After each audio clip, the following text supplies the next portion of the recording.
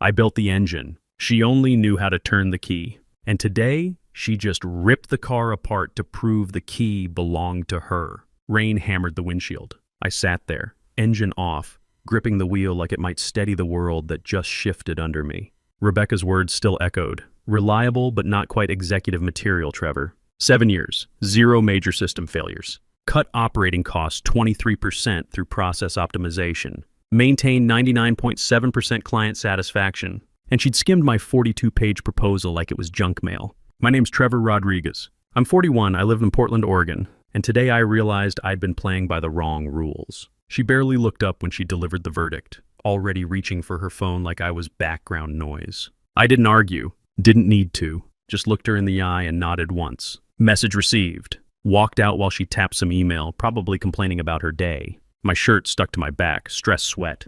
Home by 5:30, earlier than I'd been in months. Inside, Cameron hunched over the dining table, building something with foam and glue. Science project. Due this week. I'd forgotten again. He looked up. Dad, you're actually here now. What's up with that? The question landed like a punch. My own kid was surprised to see me home. I forced a smile, dropped my keys in the bowl, spotted my work phone blinking on the counter like a damn lighthouse. Messages piling up. 2 decisions, clean and simple. Fishing trip with the guys next month canceled. I wasn't missing Cameron's life for people who saw me as furniture. Daily ops logs I'd written for 7 years, the ones keeping Rebecca's world spinning, done. Let them figure out what it takes. I'd carried this building long enough. Time to see what happened when the chief engineer of Invisible Gears stepped back. Grabbed a Coke, asked Cameron about his project. He grinned wide. How systems fail when one part stops working. Yeah, no kidding. Cameron was still explaining gear ratios when I left the next morning. He asked if I'd be home for dinner. I told him yes, meant it. Pulled into the lot at 8:58. Sat in my truck for exactly 1 minute. Walked in at 9 o'clock sharp. No early prep, no overnight crisis triage, no checking systems before coffee. I did exactly what my job description required. Nothing more. Opened my inbox. 14 urgent flags. Not one addressed to me directly. Forwarded, CC'd, roped in out of habit. Clicked mark as read on all of them. Felt like dropping a brick I'd been carrying. 9:47. Nathan from sales stumbled over, red-faced, waving a printout like it was on fire. Trevor, that Seattle shipment's 3 days behind. Rebecca said you could expedite. Not anymore, didn't even turn from my screen. That's procurement. Talk to Linda. He stood there like someone had just explained quantum physics using hand puppets. But I don't usually anything unless it's in my job description.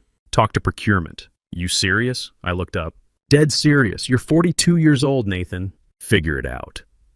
He walked off like someone kicked his dog. Rebecca noticed by 11 o'clock. Stopped mid-stride, did a half step back like something was off. You good? I'm great.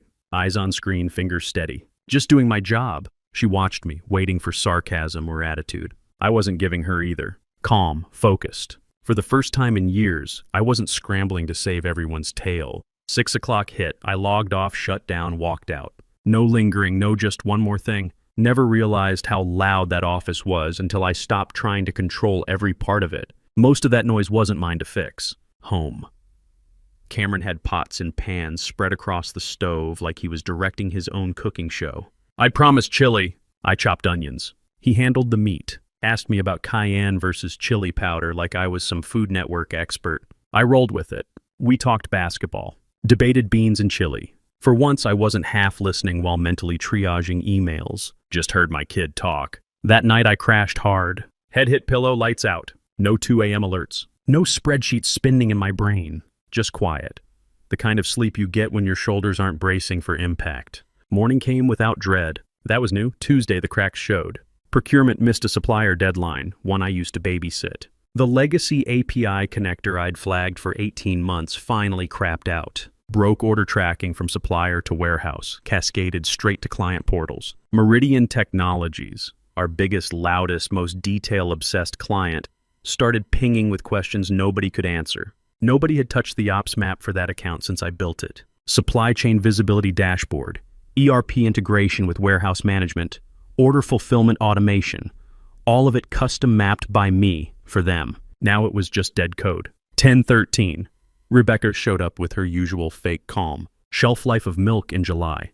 Where's the ops map for Meridian? Coffee cup in hand, untouched. Voice tight. I didn't swivel my chair. Share Drive Ops accounts master. XLSX, right at the top. She hovered. Which file exactly? Glanced over. Saw her squinting at hundreds of documents. Stuff I'd labeled, versioned, kept breathing. Blue tag. Named exactly like I said. Regional tabs. She didn't say thanks. Just stood there, maybe waiting for me to rescue her again. I turned back to my screen. Compliance audit due Friday. My job, not hers. So I stayed in my lane. That night, left at 6. Ate leftovers with Cameron. Read while he worked on a poster. Checked my phone once around 10. 71 missed calls. Half from Rebecca, rest from team leads, one from Warren's assistant. Plugged it in, left it on the nightstand. Wednesday was chaos. Meridian's account was burning. Delivery confusion, zero process visibility, client services, and meltdown. People paced the halls like a hospital waiting room. I made coffee in the break room, watched it unravel. Not smiling, not gloating. Just done, I'd built the machine. They'd ignored the engineer. Now they were learning how loud silence could be. Wednesday afternoon, Nathan cornered me by the vending machines. Face red, sweating. Trevor, what are you doing, man? Voice low but sharp. Everyone's pulling doubles. You can't just abandon us. We used to have each other's backs. I looked straight into his eyes. No anger, no defense. Just the calm I'd never felt before. Nathan, ever ask why I had to do 10 different people's jobs? Or were you just happy someone cleaned up your mess? He stepped back. That's exactly the point. I'm not abandoning anyone. I'm stopping the cover-up for bad management. There's a difference. His mouth worked like a fish. Then he walked away. That evening, found Cameron at the kitchen table with math homework. First time in months, I sat down next to him. Why are you home so much now? He didn't look up from his worksheet. Curious, not complaining, but it still hit the chest. I paused. My son had gotten so used to my absence that my presence was the anomaly. Learning how to be here more, I said. Might take us both time to get used to that.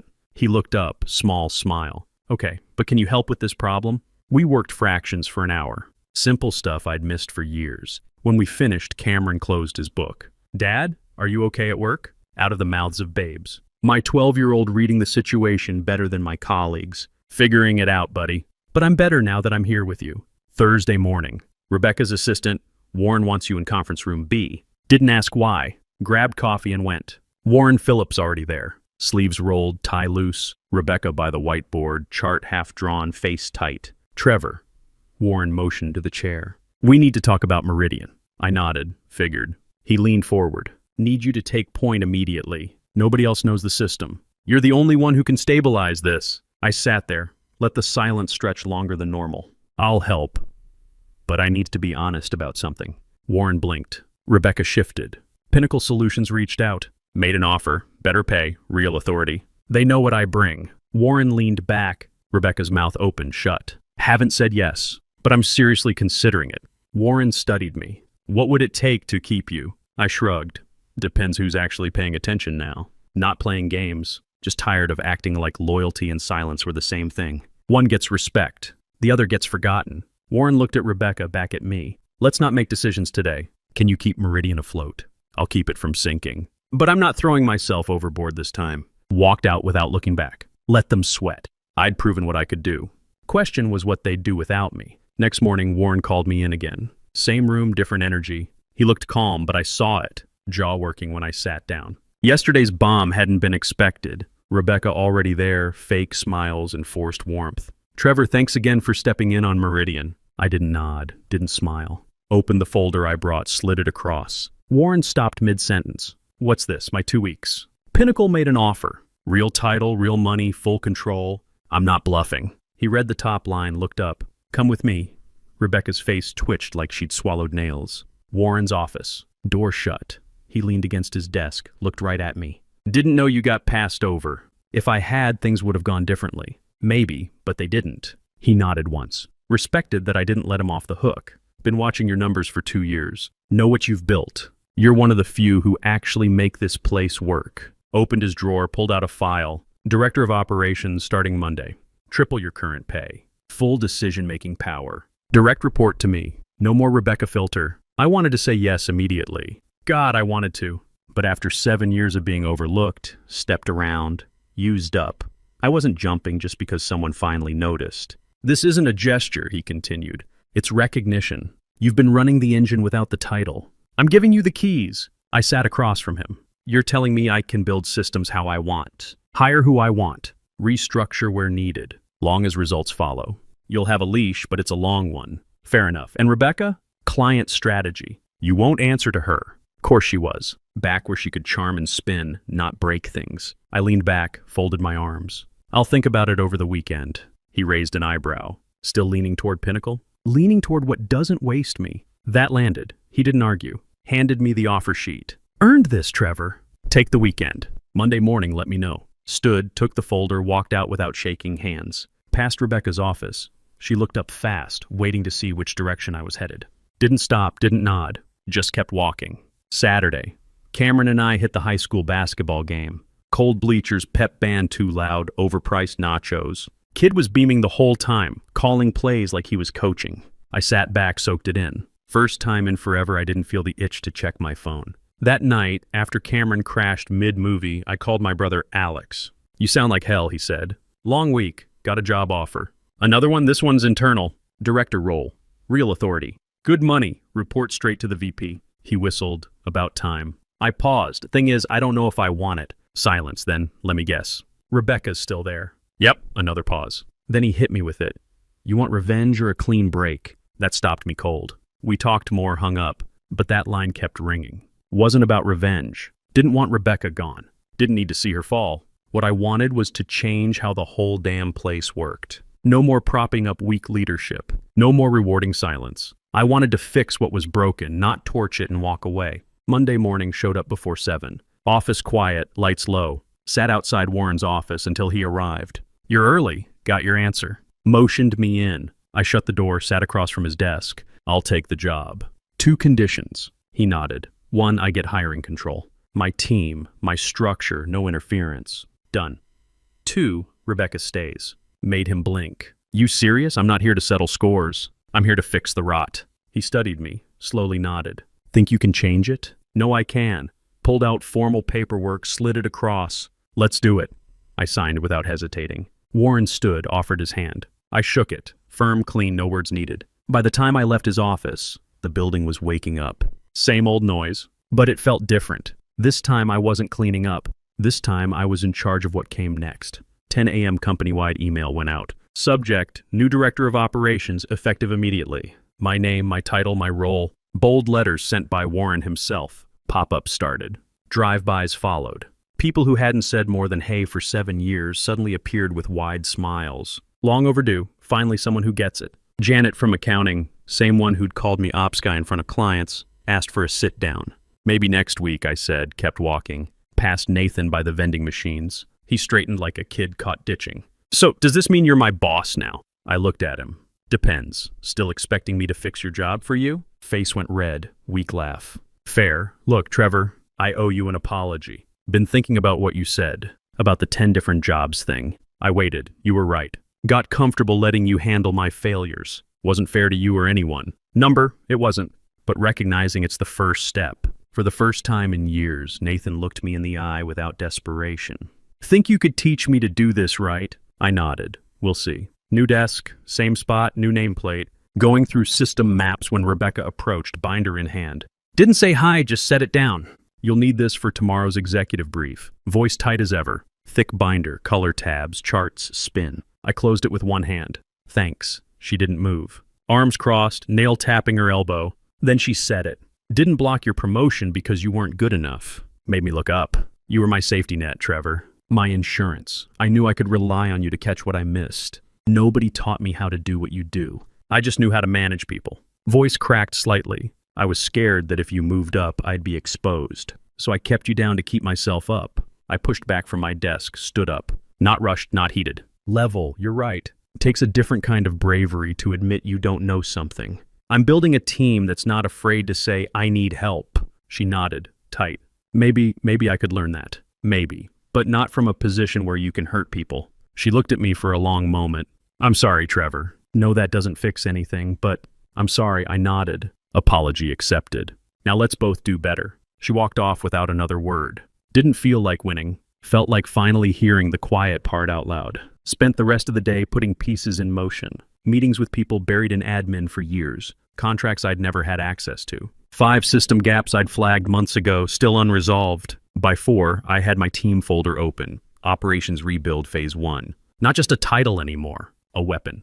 A way to build something better, smarter, stronger. This time, I wasn't asking permission. Next morning, fresh doc titled Operations Rebuild Phase 1. Black coffee, got to work. By noon, I'd flagged 6 people buried for years. Sharp minds stuck under process and politics. Wasn't hiring new bodies. Digging talent from the rubble. Felix Moreau from tech support. Mid-30s, quiet, fast. Guy who always knew the workaround but never got invited to fix-it meetings. Looped him into a report overhaul. By day 3, he was slicing through data problems our consultants had let fester for months. "Why aren't you running your own team?" I asked. He shrugged.